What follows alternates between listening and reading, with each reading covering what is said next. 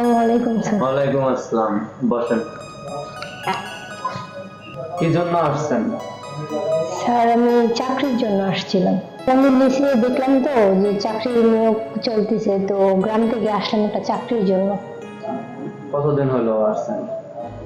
আসছে বেশি দিন হয়নি স্যার, 2 সপ্তাহের মতো হয়েছে। চাকরিটা হবে তো আমাদের কিছু নিয়ম আছে, নিয়মটা মানতে পারলে চাকরিটা হবে। ঠিক আছে স্যার, আমি সব নিয়মে মানবো, কিন্তু চাকরিটা অনেক দরকার। তোমার চাকরি হবে, 20,000 টাকা বেতন, তুমি একটা কোয়ার্টার পাইবা থাকার জন্য। তো আমার সাথে কালকে দেখা করো, ঠিক আছে? আচ্ছা ঠিক আছে স্যার, তাহলে এখন আমি আসি। আসসালামু আলাইকুম।